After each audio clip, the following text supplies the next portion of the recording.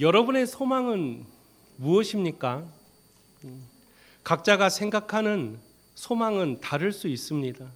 그렇다면 세상이 말하는 소망은 무슨 의미를 가지고 있을까? 또 성경이 말하는 소망은 어떤 의미가 있을까?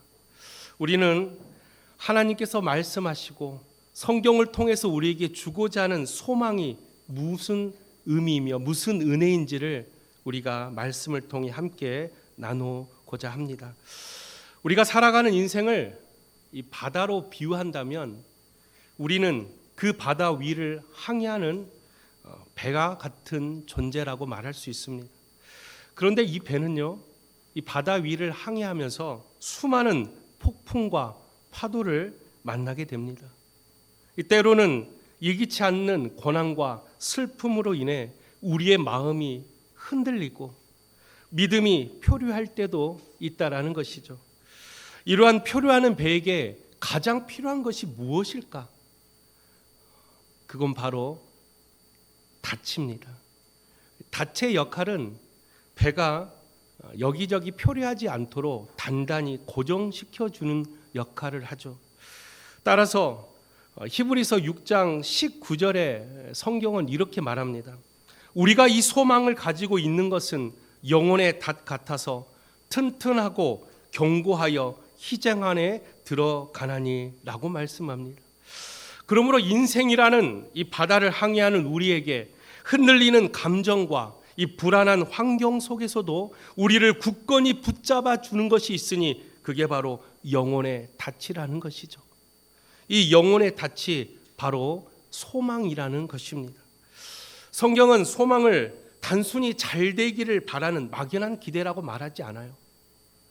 이 소망은 이 불확실한 미래에 대한 희망이 아니라 확실한 미래를 허락하시는 주님께 향하는 믿음의 확신입니다. 따라서 우리의 소망은 불확실한 게 아니에요. 물론 소망은 눈에 보이지 않습니다. 소망을 붙잡을 수도 없어요. 그런데 소망은 확실한 미래를 우리에게 주시는 주님께 있다라는 것이죠. 우리가 소망을 붙잡는다는 것은 그런 확실한 미래를 열어주시는 주님을 붙드는 것입니다. 따라서 우리가 소망 안에서 승리하려면, 그 소망이 현실이 되려면 살아 역사하시는 주님만을 붙들기를 주님의 이름으로 축원드립니다. 우리의 영혼은 늘 고단함과 지치고 힘든 세상을 살아가게 됩니다. 저는 이 영혼의 닻이 우리에게 필요하다고 생각해요. 때로는 잠깐 그 자리에 멈춰서 하나님을 바라볼 수 있는 여유가 좀 필요합니다. 우리의 세상은 너무나도 바빠요. 하루하루 살기도 너무나도 바쁩니다. 진정한 그리스도인이라면 하나님의 사랑을 망각해서는 안 됩니다. 그런데 삶이 너무나도 바쁘고 우리의 삶이 너무나도 혼란스러워서 하나님이 주시는 그 사랑을 잃어버릴 때가 너무나도 많다라는 것입니다.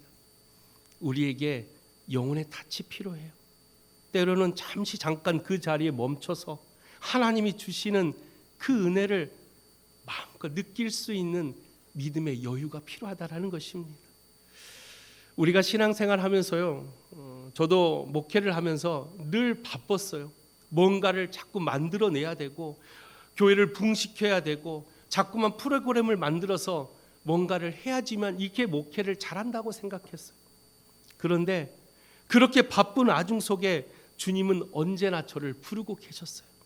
사랑하는 아들아, 사랑하는 아들아. 주님의 목소리는 듣지 않으면서 그저 앞만 보고 달렸던 그 목회의 길이 너무나도 힘들 때가 참 많았어요. 저희 아버지가 목사였잖아요.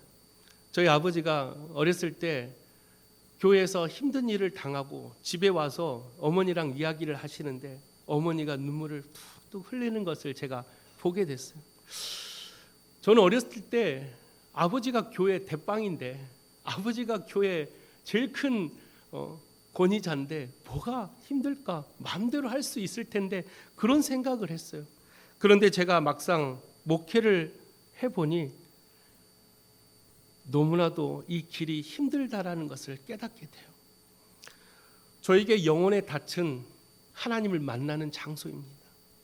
이 영혼의 닻은 하나님과 잠깐이라도 나눌 수 있는 평안의 장소예요. 여러분에게도 영혼의 닻이 필요합니다. 여러분도 세상을 살면서 가정을 돌보고 직장을 다니고 사업을 하면서 얼마나 힘들고 바쁜 생활을 하고 계십니까? 여러분에게도 영혼의 닻이 있기를 주님의 이름으로 부탁을 드립니다. 거센 파도와 폭풍우를 이겨낼 수 있는 것은 이 영혼의 닻이 있는 배입니다. 어떠한 힘든 순간이 찾아올지라도 이 영혼의 닻은 우리를 하나님께로 인도한다라는 것이죠. 우리 모두가 그런 하나님을 만나는 우리 축복의 우리 성도님들이 되시기를 주님의 이름으로 축원드립니다. 이 영혼의 닻이 우리에게 소망으로 다가온다면 이 소망을 붙든다는 것은 이 영혼의 덫 안에서 주님을 만난다라는 것입니다.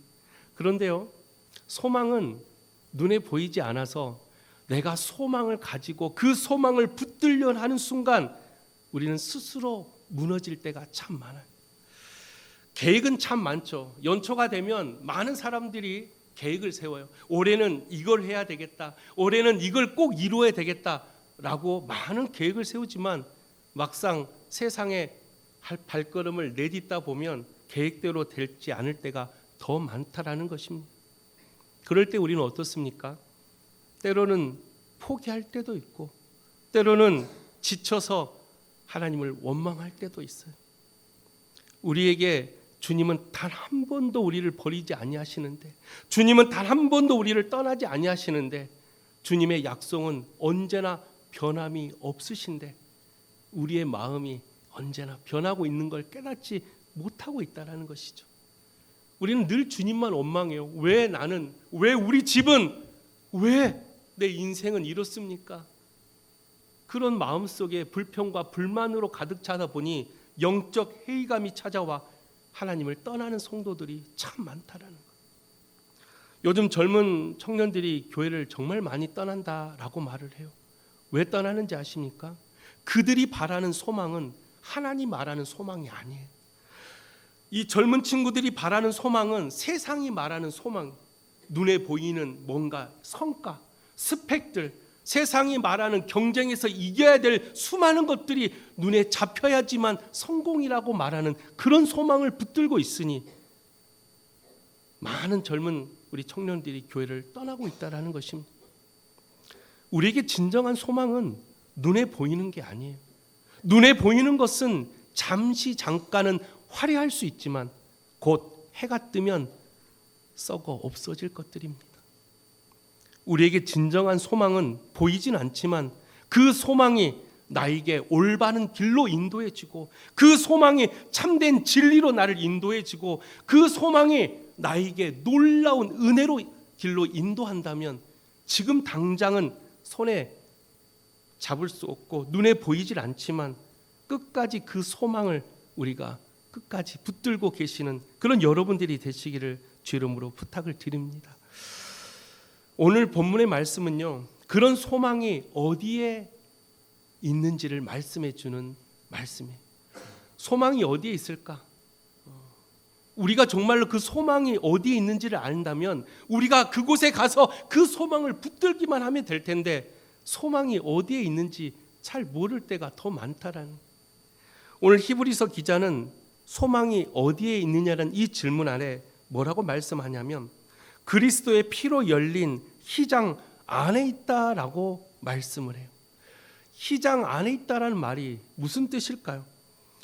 여러분, 희장이라는 이 단어는 구약에 많이 등장합니다. 이 희장은 성소와 지성소를 나누는 경계선이에요. 특별히 구약에서는 하나님과 이 성도의 사이를 가로막고 있는, 한마디로 하나님을 만나지 못하는 어떤 벽 같은 것으로 상징하고 있을 때가 더 많아요. 희장이 물론 지성소를 보호하는 좋은 개념도 있지만 이 희장이 때로는 하나님께로 나아가지 못하는 우리의 믿음의 경계선을 만들 때가 많아요. 그래서 신약에 와서 예수님께서 이 희장을 어떻게 했다 그랬어요? 찢어버렸다라는 거예요. 희장을 찢었다라는 것은 이제는 누구든지 하나님을 만날 수가 있다라는 거예요. 구약에는 1년에, 그것도 대속죄일에 대제사장만이 이 지성소 안에 들어갈 수가 있었어요. 그러나 예수 그리스도께서 그 휘장을 찢었다라는 것은 이제는 누구든지 예수 그리스도로 말미암아 하나님을 만날 수 있다라는 우리의 믿음의 벽, 하나님께로 가로막고 있는 그 벽들을 예수님께서 허물어 주셨다라는 거예요. 할렐루야. 여러분 안에 하나님께로 가지 못하게 하는 벽들이 하나씩 다 있어요.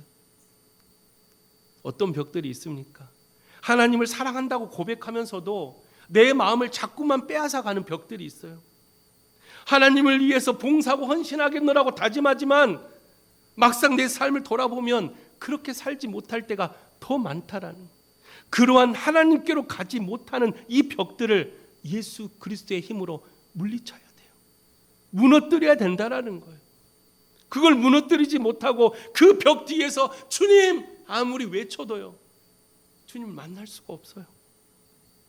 그 벽이 무너지지 않는 한 우리는 주님을 만날 수가 없습니다. 그런 신앙생활, 형식적이고 의무적인 신앙생활, 주일 우리가 성서는 열심히 한다고 말을 하지만 우리가 진정한 주님을 만나지 못한다면, 하나님의 임재를 경험하지 못한다면 어떻게 참된 그리스도의 삶을 살 수가 있겠습니까? 우리 안에 있는 벽들을 그리스도의 피로 허물어야 돼요. 예수님께서 그 휘장을 찢으셨다라는 것은, 오늘 본문의 히브리 기자는 그 휘장이 누구라고 말하냐면 예수님의 육체라고 말을 해요. 그 휘장이 찢어졌다는 것은 예수님께서 주님께로 우리가 하나님을 만날 수 있도록 자신을 희생했다라는, 그 주님의 희생이, 그 주님의 찢겨짐이, 그 주님의 수많은 고통과 고난이 우리가 하나님을 만날 수 있는 축복의 길로 열어줬다라는 거예요. 사랑하는 성도 여러분, 우리 안에 있는 벽을 허무시기를 부탁을 드립니다. 하나님보다 내 마음에 세상 것을 더 좋아하는 것이 있다면, 내 마음을 더 빼앗고 있는 것이 있다면 그게 바로 벽입니다. 그 벽을 무너뜨려야 돼요. 그리고 주님 앞으로 한 발 내디디십시오. 그래야 주님을 만날 수가 있는 거예요. 구약의 이스라엘 백성들이 출애굽을 했어요. 40년 동안 수많은 고통과 고난을 다 경험하고 이제 하나님께서 약속한 젖과 꿀이 흐르는 가나안 땅, 이제 눈앞에 딱 앞에 왔습니다. 근데 그들 앞에 벽이 하나가 있었어요. 어떤 벽이었어요? 바로 요단강이라는 벽이었어요. 그때 당시 우기였기 때문에 이 요단강이 넘실넘실했었어요. 아무도 그 요단강을 건너고자 하는 백성이 아무도 없었어요. 그 벽 앞에 이제 우리는 끝났다, 이제 우리는 실패했어, 가나안 젖과 꿀이 흐르는 땅 우리는 갈 수가 없어 라고 포기하고 지쳐 있을 때, 그때 그 요단강을 건널 수 있었던 것은 딱 한 가지였어요. 뭐예요? 말씀의 순종이었어요. 그 벽을 말씀으로 인해서 그 요단강에 발을 내디뎠을 때 요단강이 갈라지는 역사가 일어났다라는. 아무리 요단강 앞에서 우리 건너가야 되는데 아무리 외쳐도 건너갈 수가 없어요. 언제 요단강을 건너갈 수 있다고요? 말씀에 의지해서 그 넘실넘실거리는 그 두렵고 떨리는 요단강을 발을 내디뎠을 때 요단강이 갈라지는 역사가 일어났다라는. 이게 벽을 허무는 믿음이에요. 주님, 나 좀 살려주세요. 주님, 우리 가정 좀 살려주세요. 그러면서 내 삶은 아무런 변화가 없어요. 내 믿음의 생활은 아무런 변화가 없고, 하나님께 기도의 자리, 말씀의 자리로 나오지 않으면서 주님 나를 도와달라고, 그런 벽 앞에서 아무리 외쳐봐도 하나님을 만날 수가 없다라는 거예요. 주님을 만나거든, 주님의 능력을 경험하려거든 믿음의 벽을 우리가 물리칠 수 있는 여러분의 믿음이 있어야 된다라는 거예요. 할렐루야. 주님의 은혜로, 주님의 피로 여러분을 가로막고 있는 모든 벽들을 물리치는 그런 여러분들이 되시기를 주님의 이름으로 축원드립니다. 이 히브리 기자는 그 소망이 바로 그 휘장 안에 있다라고 표현해요. 휘장 안에 있다라는 것은 오늘 본문에 보니까 새로운 살 길이라고 표현을 해요. 새로운 살 길, 우리가 수많은 길들이 내 앞에 놓여 있어요. 여러분에게도 많은 길들이 놓여 있을 거예요. 여러분 세상을 살면서 인생을 살아오면서 수많은 길이라는 선택 앞에 서 있었을 거예요. 여러분 어떤 길을 선택했습니까? 또 그 길을 선택할 때 어떻게 선택하셨어요?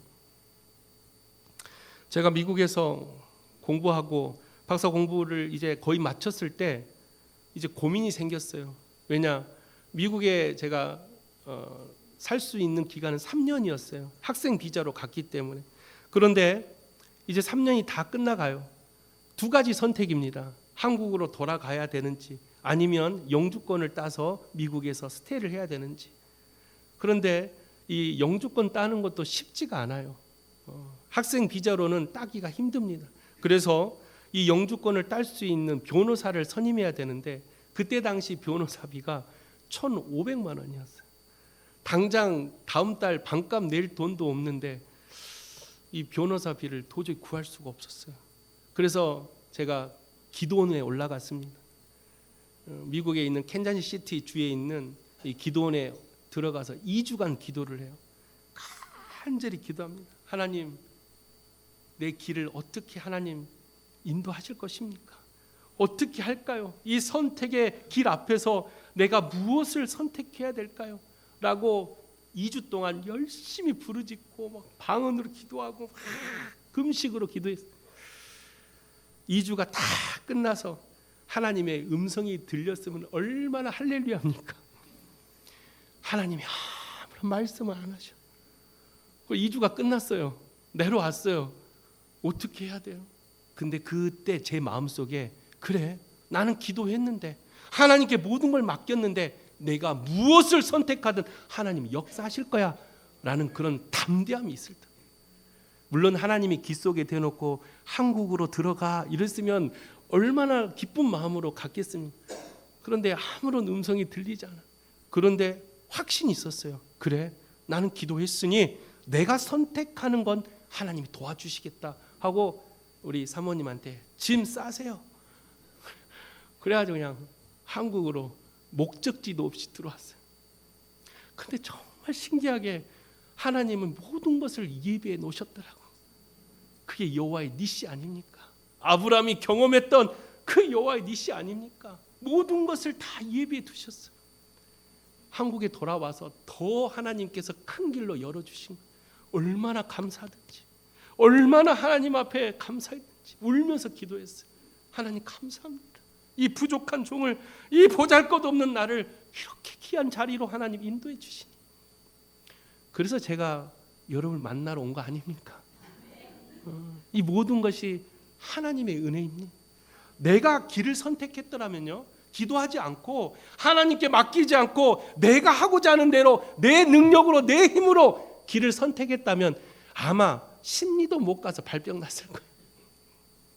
가다 지쳐서 아마 하나님을 원망했을 거예요. 도대체 하나님 뭐하고 계십니까? 그러나 모든 것을 하나님께 맡기고 하나님 앞에 기도하며 전념을 다해 주님께 나아갔을 때, 그리고 내가 선택하는 모든 것 위에 하나님이 역사하신다면 그건 놀라운 은혜로 나타난다라는 것이죠. 그게 바로 소망. 우리가 붙잡아야 될 소망은 바로 이런 소망이에요. 내 능력, 내가 하고자 하는 소망이 아니라 살아 역사하시는 주님을 붙들 때 그 소망이 현실이 내 눈앞으로 나타난다라는 거예요.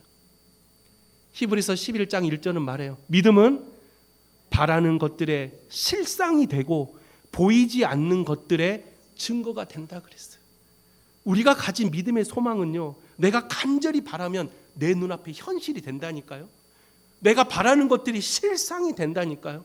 근데 왜 우리는 내 눈앞에 있는 실상만 붙잡으려고 주님 좀 빨리 주세요, 주님 빨리 열어주세요, 빨리 우리 자녀들 뭔가라도 길을 열어주세요 라고 자꾸만 눈에 보이는 소망만 붙들려고 하니 우리는 지쳐 쓰러져 하나님을 원망하고 또 원망하는 거예요. 사랑하는 성도 여러분, 소망은 주님께 두는 것입니다. 나를 위해 희장 안에서 자기의 몸을 찢으셨던 주님께 그 소망을 둘 때 진정한 소망이 현실이 되어 내 앞에 나타난다라는 것이죠. 그래서 히브리 기자는 오늘 말씀에 보니까 그러면 그 소망을 위해서 우리는 어떻게 해야 됩니까? 라는 이 질문에 두 가지의 결단을 하라고 말을 해요. 첫째는 참 마음과 온전한 믿음으로 하나님께 나아가는 결단이 있어야 된다는 것이죠. 참 마음, 온전한 믿음. 우리가 요한복음에 보면 예수님께서 예배하는 자를 찾으신다라고 말씀을 해요. 근데 예수님께서 예배하는 자를 찾으실 때 어떤 예배하는 자를 찾으신다고 그랬어요? 진정과 신령으로 예배하는 자를 찾으신다고 그래요. 이렇게 많은 사람들이 예배하고 있는데 주님은 도대체 어떤 예배자를 찾으신다는 것일까? 많은 한국교회 성도들이 주일마다 예배를 드리는데 주님은 왜 아직도 예배하는 자를 찾으신다라고 말을 할까?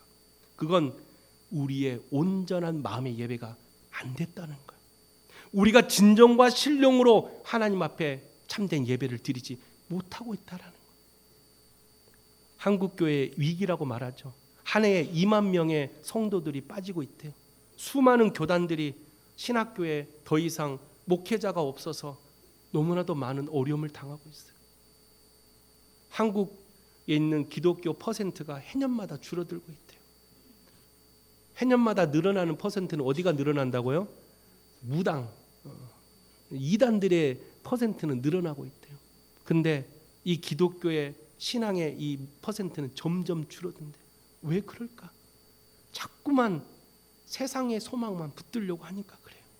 그러면서 신앙의 발전은 없고 형식적이고 의무적인 신앙생활만 하고 있는 우리 마음속에 참된 마음과 온전한 믿음 없는 예배를 드리고 있으니 우리 마음속에 하나님을 만날 수가 없는 거예요. 우리는 참된 소망을 우리가 경험하려면 결단이 필요해요. 내가 진정과 신령으로 하나님께 나아가겠다.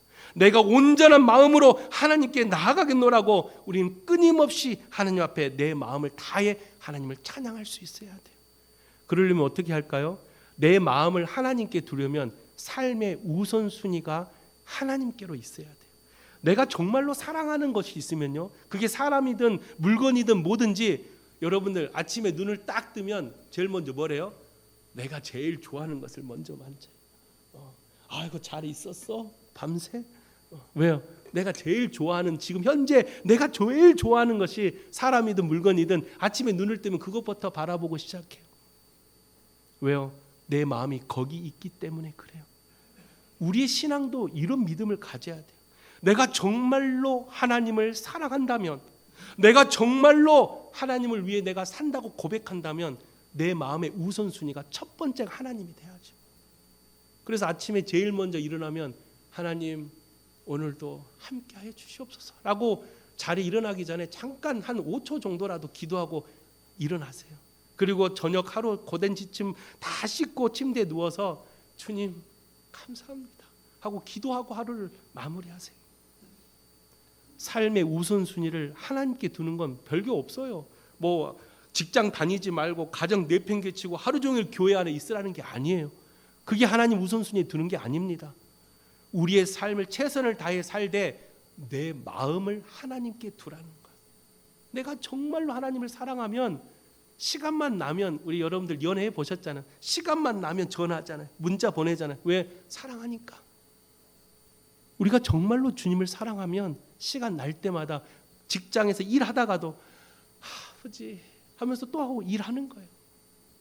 주님을 늘 찾는 나의 마음, 그게 바로 온전한 마음, 온전한 믿음이라. 그런 자를 하나님이 찾고 계신다라는. 저는 우리 송밖에 모든 성도들이 믿음의 결단을 하시기를 부탁을 드립니다. 삶의 우선순위를 하나님께 두시고 내 삶의 모든 것이 하나님께로부터 시작된다라는 그런 믿음을 가지시고 여러분의 하루하루의 삶이 승리하시기를 주님의 이름으로 축원드립니다. 또 한 가지 우리가 결단하는 것은 바로 우리의 마음속에 있는 하나님을 향하는 내 믿음의 변화된 모습이에요. 마태복음 9장 13절의 말씀을 우리는 함께 묵상해 봐야 돼요. 예수님의 말씀입니다. 너희는 가서 내가 긍휼을 원하고 제사를 원하지 아니하노라 하신 뜻을 무엇인지 배우라. 나는 의인을 부르러 온 것이 아니요 죄인을 부르러 왔노라 하시니라. 우리가 두 번째로 결단해야 되는 것은 내가 죄인임을 인정하는 거예요. 근데 사람들은 이걸 인정하지 않아요. 왜요? 왜 그런지 아세요? 요즘 우리가 살고 있는 세상은 누군가를 위해 쓰고자 하는 양육 강식의 세상. 우리가 가진 것도 없으면서 가진 척을 해요. 내가 뭐 내세울 것도 없지만 있는 척을 합니다. 요즘 우리가 살고 있는 세상을 보십시오. 모두가 갈등과 수많은 사람들이 부딪히는 이유가 자꾸만 자기가 가진 거 있는 것을 내세우다 부딪히는 거예요. 진정한 그리스도인은요, 있어도 없는 척, 내가 능력이 있어도 내가 연약한 척, 오히려 하나님의 영광을 올려드려야 돼.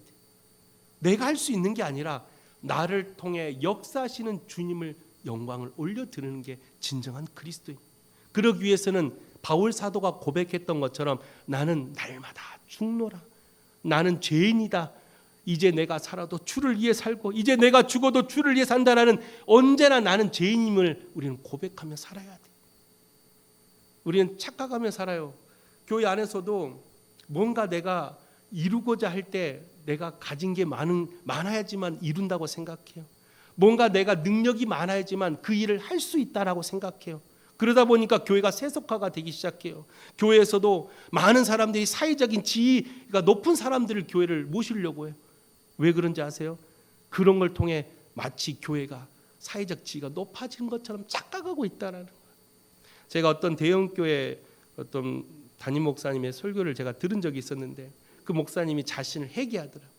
자기도 교회를 이제 대형교회를 이끌다 보니까 교회 안에 뭐 변호사, 의사, 교수, 소위 말하는 세상에 거의 이렇게 상위의 지휘자들이 오는 거예요. 국회의원도 오고. 그런데 부목사들이 신방을 하잖아요. 국회의원, 변호사는 일주일에도 2번, 3번 신방을 해요. 그런데 저기 박스를 줍는 할머니, 또 이 소상공인 힘들게 그런 분들은 한 달에 한 번 신방 할까 말까요. 이게 실제 그렇습니다. 그래서 그 대형교회 목사님이 회개하더라고요. 처음에는 한 영혼이 소중해서 그 사람을 위해서 늘 찾아가고 늘 기도했는데, 어느 순간 내 눈앞에 펼쳐진 배부른 교회를 보니 나도 모르게 내 발걸음이 자꾸만 의사, 변호사, 국회의원만 향하고 있더라라고 그런 고백을 하더라고요. 저는 그 설교를 듣고 어떤 생각이 든지 아세요? 먼저 그런 교회나 만들어 주십시오. 그런 고민이나 할 수 있는 교회나 만들어 주십시오. 한 3만 명 돼야 그런 고민을 할 거 아니에요. 그런데요, 교회가 작아도 교회 안에 보이지 않는 그런 세상적인 권위를 좋아하는 사람들이 있어요. 그런 목사도 많아요.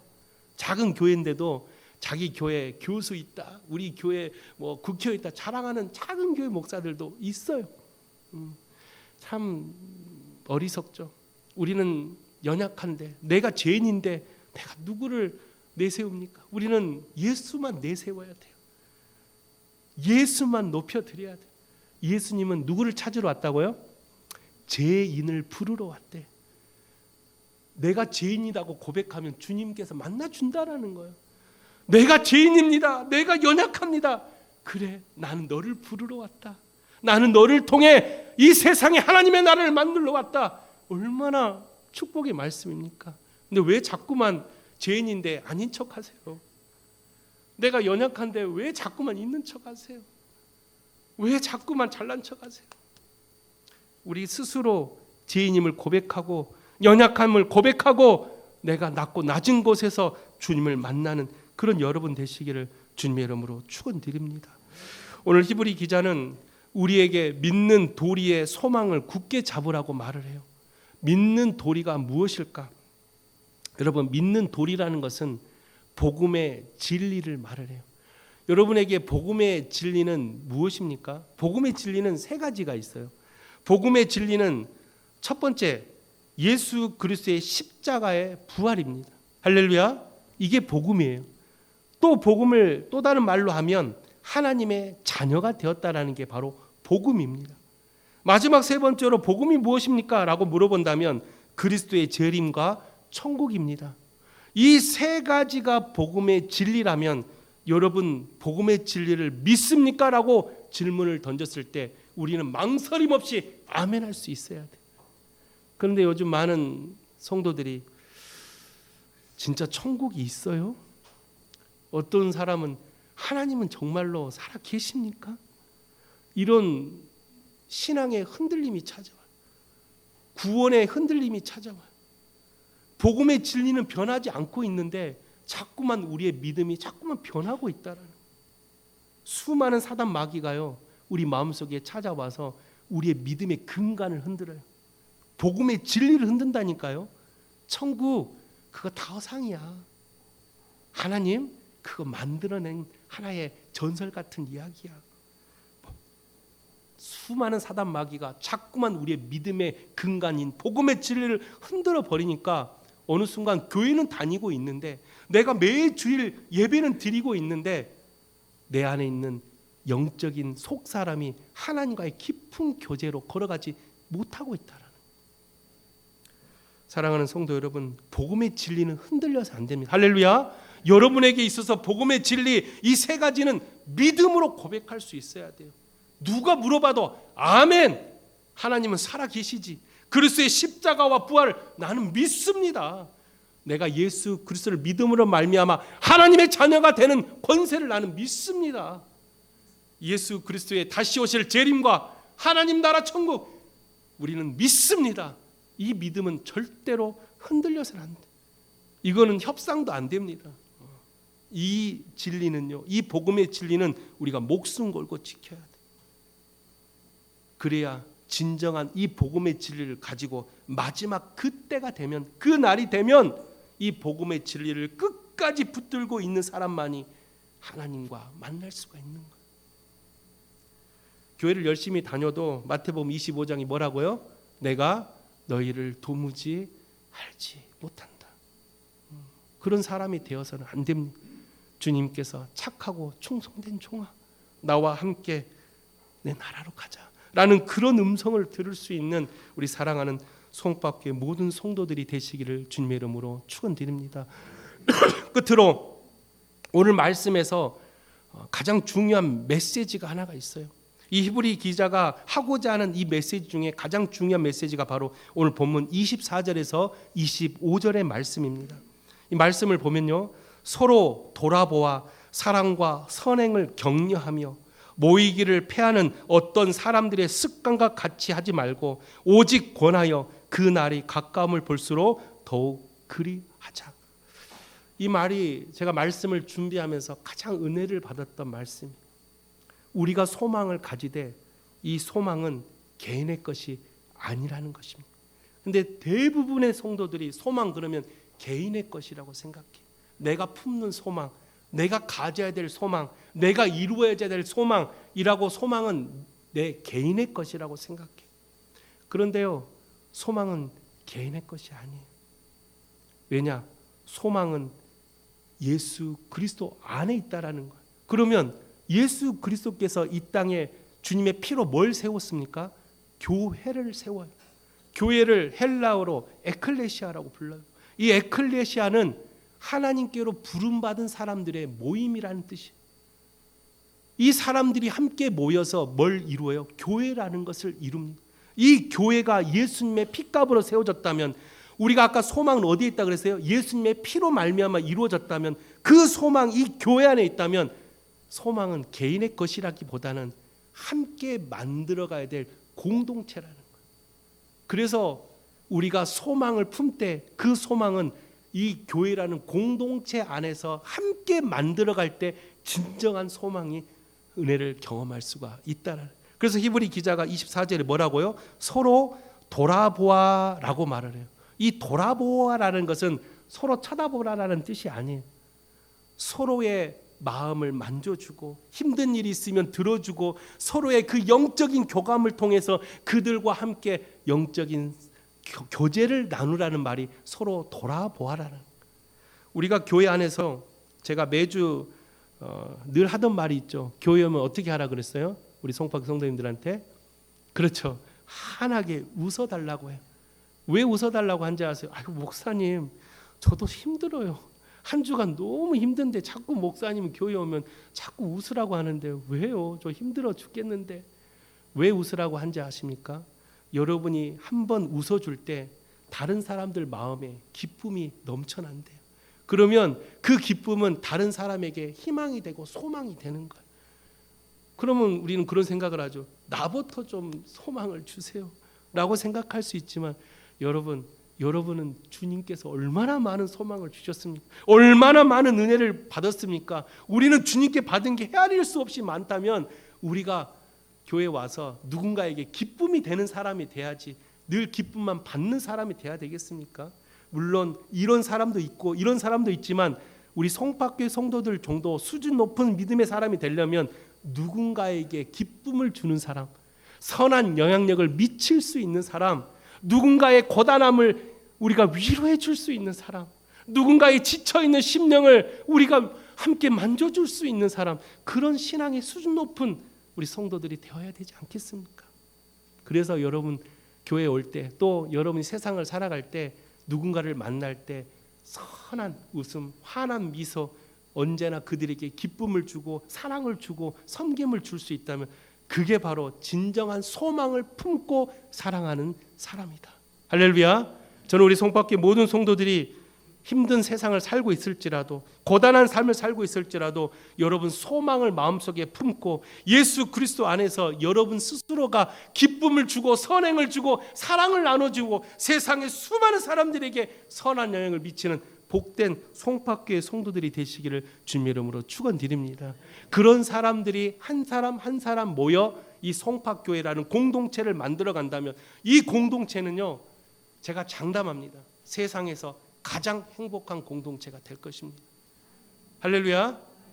여러분들 그런 소망을 품고 여러분 가정에 가서 한번 해보십시오. 그렇게 섬겨보시고 선한 영향을 미쳐보십시오. 여러분의 가정도 가장 행복한 가정이 될 것입니다.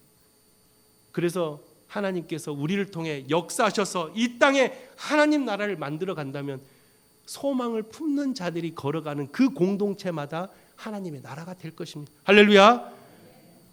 우리 사랑하는 송파교회 모든 성도 여러분, 우리가 그런 사람이 되어 그런 소망을 품고 세상에 나아가 죽어가는 생명을 살리고 수많은 사람들과 함께 가장 행복한 영적 소망 공동체를 만들어가는 우리 사랑하는 모든 송파교회 성도들이 되시기를 주님의 이름으로 축원드립니다. 기도하겠습니다. 걸어가신 하나님 아버지, 우리 안에 소망이 있습니까? 주님을 사랑한다고 고백하면서도 눈앞에 보이는 소망만 붙들려고 했던 우리의 연약함을 용서하여 주시옵소서. 그 소망은 주님 안에 있는다고 하셨사오니 우리 모두가 주 안에 있는 소망과 함께 각자의 자리에서 승리하여 수많은 사람들에게 생명을 살리고 수많은 사람들에게 선한 영향을 미치며 수많은 사람들에게 기쁨을 줄 수 있는 우리 사랑하는 모든 성도들이 될 수 있도록 주님 역사하여 주시옵소서. 내 길이 비록 고되고 힘들지라도 내 안에 소망은 사라지지 않사오니 끝까지 소망 붙들고 다시 오실 주님을 기다리며 그 소망을 가지고 각자의 자리에 승리하는 우리 사랑하는 모든 성도들이 되기를 간절히 바라오며 살아 역사하신 예수 그리스도 이름으로 기도하옵나이다. 아멘.